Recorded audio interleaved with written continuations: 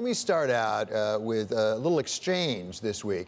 We heard from Lloyd Blankfein, former head of Goldman Sachs, on a very important issue that was being debated through the week, which is how fast should we start letting up on some of these restrictions because the economy is being crushed. And Lloyd said, look, okay, it's fine to do it for a little time, but crushing the economy is also a health issue. And he said within a very few weeks, let those with a lower risk to the disease return to work. You had a response to Mr. Blankfein. You know, David, Lloyd doesn't think that infectious disease doctors know much about trading derivatives and fixed income securities. And I have to say, I don't think he knows much about infectious disease.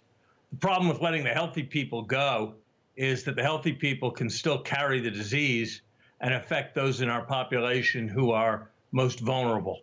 So that's a kind of social Darwin suggestion that I don't think is worthy of my friend Lloyd, and it's not worthy of the President of the United States when he talks about ending all this after 15 days or ending it at Easter.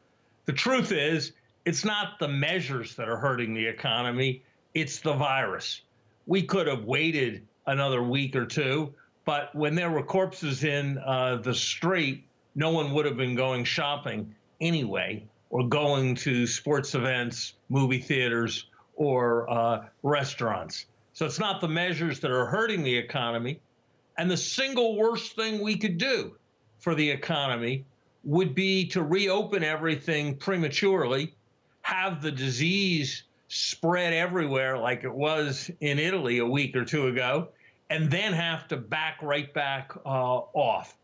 So the truth is that doing the soundest things we can do for public health, which are social isolation measures for a meaningful interval, and then moving to a regime with testing and contact tracing and responsible gradual opening, that's the right public health strategy, and that's the right economic strategy. And the idea that there's some conflict between saving the lives of our seniors, protecting the most vulnerable in our society, and continuing to be prosperous is actually a deeply repugnant one, whether it comes from President Trump or from the former CEO of Goldman Sachs. And Larry, who should decide? We have the President of the United States, as you suggested, making some statements about maybe getting back by Easter or so, at least in large parts of the country. We have individual mayors and governors making decisions. Should this vary? Do we trust it to vary state by state, even locale by locale?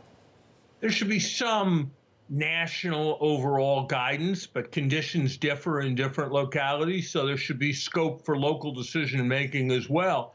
But there should be a framework that is set federally, just like there should be a federal approach to making sure that we have enough tests and enough protective masks and enough ventilators. We're one country, and there are things the federal government has to do, but it has to do them rationally and thoughtfully, rather than based on the prejudices of an East Hampton barbecue party. Let's talk about one of the biggest developments, perhaps, of the week, and that is this $2 trillion spending package that came out. Actually, it was just approved today on Friday at the very end of the week. Is it enough? You heard Nancy Pelosi address it, say she's very proud of it. It's going to be not a recovery. She had made that distinction. This is more really trying to mitigate what's going on, or maybe even saving the economy. Nancy Pelosi should be proud of what she's accomplished. Chuck Schumer should be proud of what he accomplished.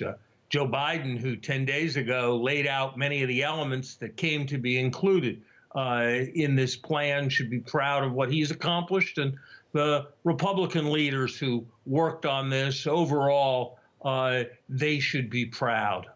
This is an important, massive package with the right basic orientation towards helping people, and I think people should be proud. But even as they're proud, they need to recognize two crucial things, David. First, they need to recognize that ultimately this is a public health issue. You can make the interest rate negative 10%. You can have a budget deficit of $10 trillion. But you know what? If people can't go shopping and they can't go to work, you're not going to have a healthy economy. And so we can't have a healthy economy before we have a healthy population. And that depends on biology, and that depends on public health measures and having a sensible, aggressive strategy. The other thing they need to recognize is that this bill moved us, as Nancy said on your show, from emergency to mitigation, but mitigation is still short of recovery.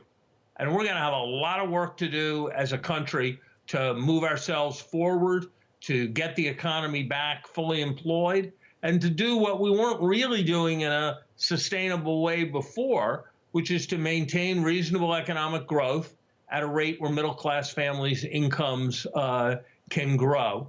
And we're going to have to move to that. So, yes, people really should be proud of this bill, but they shouldn't think it's the end. I mean, think about just one issue that's still out there.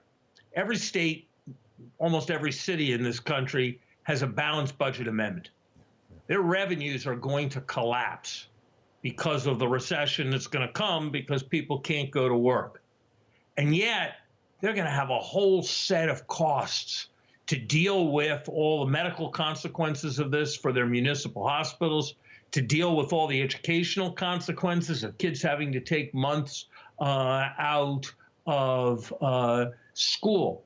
And so you've got a huge mismatch. This is not the time for them to be slashing spending, and yet they can't borrow.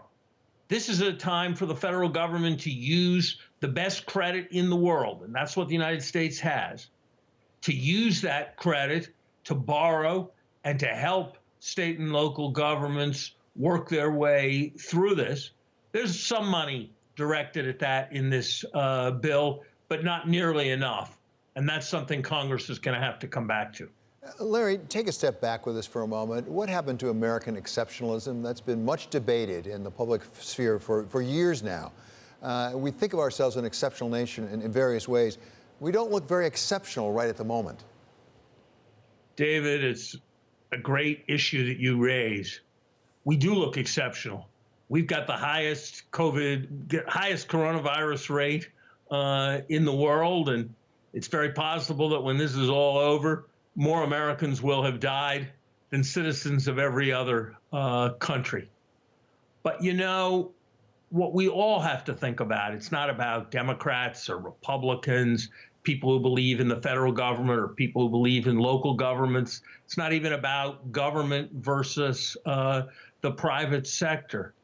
Our ability to do things competently in the country, whether it's to have enough tests, to have enough masks, whether it's to provide healthy water to the kids in Flint so their IQs aren't reduced by lead, whether it's to take care of the levees in New Orleans so you don't have a fiasco like Katrina, whether it's once that fiasco of Katrina happens, you don't have stuff like Good Job Brownie as the recovery effort is being botched. Whether it's the fact that it takes a lot longer to get into New York City on the Long Island Railroad than it did 60 years ago, or a lot longer to fly from Boston to Washington than it did when I started flying that route frequently 40 years ago. Whether it's the fact that in many ways we haven't made the progress we wanted to make in educating our kids.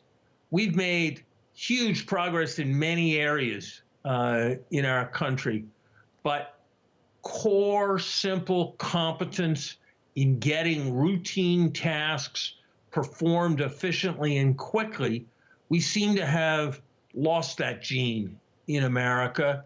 And I think that that's, in many ways, the issue that's behind all the other difficult issues we face.